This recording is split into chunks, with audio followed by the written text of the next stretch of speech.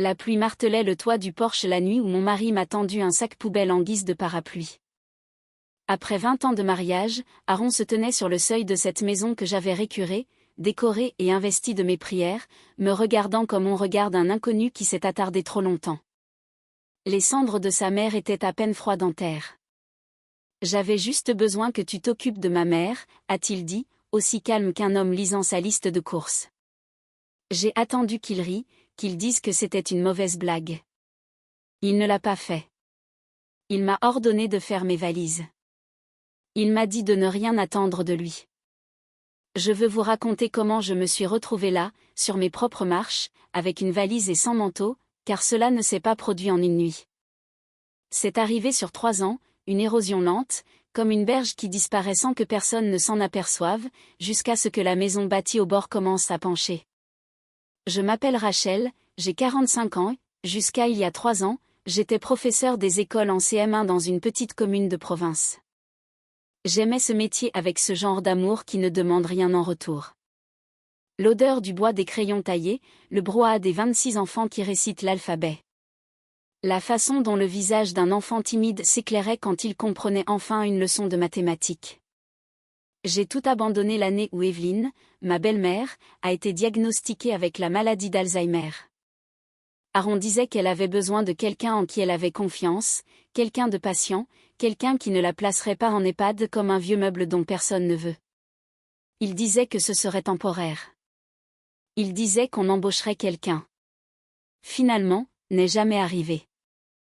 Alors, j'ai quitté ma classe, mes cahiers d'élèves encore à moitié remplis de dictées, et je suis devenue aidante à plein temps. J'ai appris à couper les repas d'Evelyne en petits morceaux pour qu'elle ne s'étouffe pas. J'ai appris le rythme exact de ses exercices de kinésithérapie, le volume de voix qui ne l'effrayait pas, les chansons des années 60 capables de la ramener d'où son esprit s'était égaré. Il y avait des jours où elle me regardait et m'appelait par le prénom de sa sœur, décédée depuis 30 ans. Il y avait des jours où elle ne reconnaissait même pas son propre fils lorsqu'il passait une tête pendant 5 minutes avant de repartir travailler. Mais elle reconnaissait toujours mon visage. Toujours. Même dans ses pires moments, une part d'elle savait que j'étais une présence sûre. Aaron, lui, gravissait les échelons. Il était directeur commercial pour une entreprise de dispositifs médicaux, le genre d'homme qui mesure sa valeur à ses objectifs trimestriels et à ses dîners d'affaires. Il était bon dans son job, je lui accorde. Il était bon pour paraître brillant, pour serrer les bonnes mains, pour porter la bonne montre. Nos voisins le pensaient sain de garder sa mère à la maison. Il ne se doutait pas que c'était moi qui n'avais pas dormi une nuit complète en 3 ans. Il ne savait pas que je n'avais pas vu un film au cinéma, ni dîné avec une amie, ni même acheté un manteau, car chaque euro et chaque minute appartenait à une femme qui n'était même pas ma mère. Je n'en voulais pas à Evelyne. Je l'aimais, avec cette tendresse étrange qu'on éprouve pour quelqu'un qu'on a soigné dans ses jours les plus sombres. Ce qui me rendait amère, ce que je n'osais même pas nommer, c'était l'absence d'Aaron. Pas seulement physique, même s'il y en avait beaucoup. Des voyages d'affaires qui s'éternisaient. Des dîners auxquels il ne rentrait pas. C'était quelque chose de plus froid, une sorte de vide. Un mari qui ne demandait plus comment j'allais parce qu'il supposait que la réponse n'avait pas d'importance. Je restais éveillée à côté de lui, écoutant sa respiration, me demandant quand nous étions passés du statut de couple à celui de 2 personnes partageant la même adresse. Je ne lui ai jamais demandé directement. Je me disais que ce n'était pas le moment, qu'Evelyne avait besoin de stabilité, que je ne pouvais pas tout faire exploser alors qu'elle avait besoin de nous même si, nous, n'était plus que moi. Avec le recul, je pense qu'une petite part de moi savait déjà comment cela finirait. On ne passe pas 3 ans à être l'infirmière bénévole et l'épouse oubliée sans devenir insensible, sans se préparer au choc. Je ne m'attendais juste pas à ce que le couperet tombe la même semaine où nous avons enterré sa mère. Mais c'est exactement ce qui est arrivé. Et c'est là que je vous ramène au porche. La pluie, le sac poubelle dans sa main à la place d'un parapluie, et ces mots qui ont mis fin à 20 ans en 11 secondes. Je suis restée là, trempée avant même d'atteindre le trottoir. Je n'ai pas crié. Je n'ai pas supplié. J'ai juste pris ma valise et je suis partie, car une partie de moi, celle qui avait discrètement rassemblé des preuves pendant 3 ans, savait que je ne perdais pas une maison cette nuit-là. Je quittais enfin un lieu où je n'avais jamais vraiment eu ma place. Mon téléphone a vibré dans ma poche alors que j'atteignais le bout de l'allée. Un message d'un numéro inconnu: Rachel, ne quittez pas la ville. Evelyne a laissé quelque chose rien que pour vous. 3 semaines avant sa mort, Evelyne avait eu une de ces rares matinées où le brouillard s'était dissipé. Je lui lisais Les 4 filles du docteur March quand elle a posé sa main sur la mienne. Rachel, a-t-elle dit, sans aucune hésitation. Promettez-moi une chose. Ne laissez jamais Aaron décider de votre valeur. J'avais ri doucement, pensant à l'égarement de sa maladie, mais elle avait serré ma main plus fort. Je l'ai observé. Je l'aime, c'est mon fils. Mais je l'ai vu vous traiter comme une domestique pendant 3 ans. Ne le laissez pas décider de ce que vous valez. Je n'avais pas compris alors le poids de cette phrase. J'avais rangé cela dans les moments lucides, touchant mais confus, de la démence. Je ne savais pas qu'elle avait passé les 2 années précédentes avec une avocate, maître Grace Morgan, pour réécrire entièrement les termes de son testament en secret. Pendant ces dernières semaines, Aaron était devenu distant. Son téléphone, qu'il laissait toujours face contre table, restait dans sa veste, vibrant à table alors qu'il s'excusait pour prendre un « appel professionnel » dans le garage. J'avais remarqué le prénom, Melissa, apparaître sur son écran. Une collègue, quelqu'un que j'avais croisé aux fêtes de fin d'année, et qui me souriait avec une insistance calculatrice. Je l'avais remarqué, mais je n'avais rien dit. J'étais trop épuisée, trop occupée à retourner Evelyne toutes les 2 heures pour éviter les escarres. Evelyne est partie un mardi matin, au début du printemps, fenêtre entr'ouverte, ma main dans la sienne, comme elle l'avait été pendant 3 ans. Elle n'a pas souffert. Son souffle s'est simplement ralenti, puis arrêté comme une marée se retirant. Quand Aaron est arrivé, 45 minutes plus tard, sentant le parfum d'un restaurant que je ne connaissais pas, il a regardé le corps de sa mère avec une expression que je ne peux décrire que comme de l'ennui. Aucun pleur, juste un long soupir, comme un homme soulagé d'un conflit d'agenda. Je m'étais dit que le deuil était différent pour chacun. Mais cette part observatrice en moi a ajouté ce moment à la liste d'épreuves. Le testament était simple, digne, comme Evelyne l'aurait voulu. Ce n'est qu'après le départ du dernier invité, après qu'Aaron fut rentré pour se verser un verre, que mon téléphone a sonné. C'était maître Grace Morgan.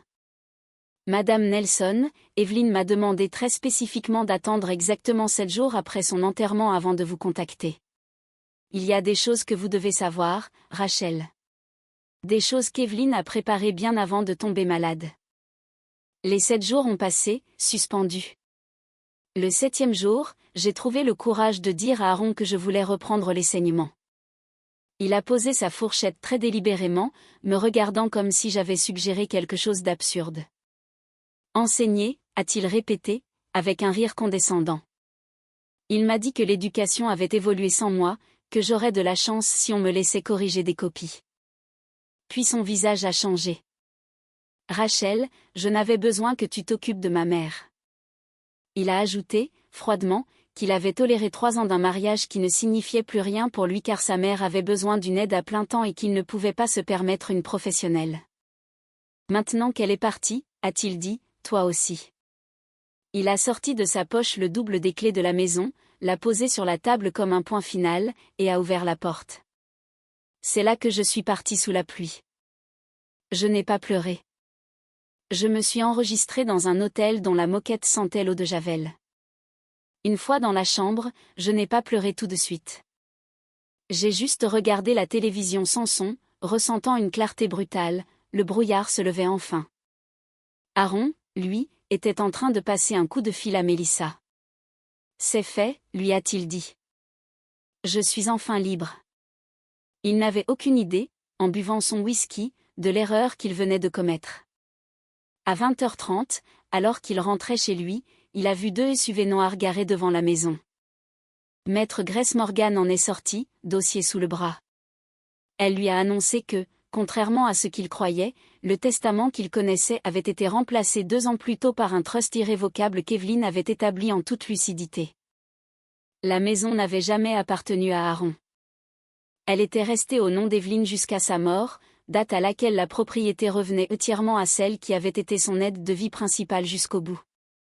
Aaron a ri, un rire incrédule, affirmant qu'aucun tribunal ne validerait cela.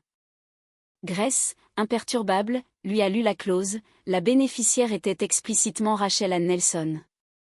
Quand Grace m'a raconté cela plus tard, j'ai réalisé qu'Evelyn avait passé ses dernières années à me coudre, en secret, un canot de sauvetage.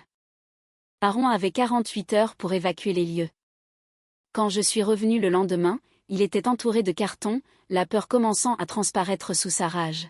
« Tu as planifié ça, toi et ma mère, dans mon dos » a-t-il crié. Je suis restée sur le seuil, là où j'avais tant pleuré, et pour la première fois, je n'ai ressenti aucune envie de m'excuser. Non, ai-je répondu sereinement. C'est ta mère qui l'a fait. Je ne me suis jamais sentie aussi forte. Retourner dans cette maison a été étrange au début, chaque pièce semblant hantée par ma vie d'autrefois. Mais après 2 semaines, j'ai appelé l'école primaire. La directrice, Diane, une femme formidable, m'a dit que le poste de CM1 était toujours libre. 3 semaines plus tard, devant une classe de 8 ans, la craie à la main, mon cœur s'est enfin apaisé. C'est à l'école que j'ai rencontré Daniel Brox, le père d'une élève. Daniel était veuf, et il y avait chez lui cette fatigue que je reconnaissais immédiatement, celle de ceux qui portent une maison seuls. Notre amitié a commencé doucement. Il est venu réparer une clôture, puis a changé une ampoule sur le porche. Quand j'ai eu une grosse grippe, il a laissé une soupe sur mon paillasson avec un mot, « Reposez-vous », aucune réponse nécessaire. Aaron, lui, s'était installé dans un petit appartement beige. J'ai appris par des connaissances que Mélissa l'avait quitté dès qu'elle a compris qu'il n'avait plus ni la maison ni le salaire de cadre dont elle rêvait. 5 mois après mon départ, Aaron m'a appelé. Nous nous sommes retrouvés dans un petit dîner. Il avait vieilli, ses chemises étaient froissées. Il a essayé de s'excuser, parlant de la pression, du deuil. Je l'ai laissé finir, puis je lui ai posé la seule question qui comptait, « À quel moment précis as-tu cessé de m'aimer ?» Il a ouvert la bouche, puis l'a fermée. Il a compris, et moi aussi, qu'il ne m'avait jamais aimé vraiment, au quotidien, dans le don de soi. Il aimait l'idée d'une épouse dévouée, comme un titre professionnel. À ce moment, Daniel est arrivé pour me chercher pour un film. Aaron l'a vu. Il a vu, pour la première fois, ce que cela faisait d'être celui qui attend quelqu'un qui est déjà passé à autre chose. Il m'a demandé de recommencer à zéro. J'ai déjà passé 20 ans à prouver mon amour, lui ai-je dit en prenant mon manteau. Je ne passerai pas 20 ans de plus à prouver ma valeur. Je suis sortie sans colère, rejoignant Daniel. 3 jours plus tard, Grace Morgan m'a appelé. Elle avait une lettre d'Evelyn. Je l'ai lue seule dans ma cuisine, dans la lumière du soir. Elle y écrivait qu'elle avait compris depuis longtemps quel genre d'homme était devenu son fils, et que le voir me traiter ainsi l'avait brisé, mais qu'elle était fière de m'avoir vu enfin prendre mon envol. J'étais enfin chez moi.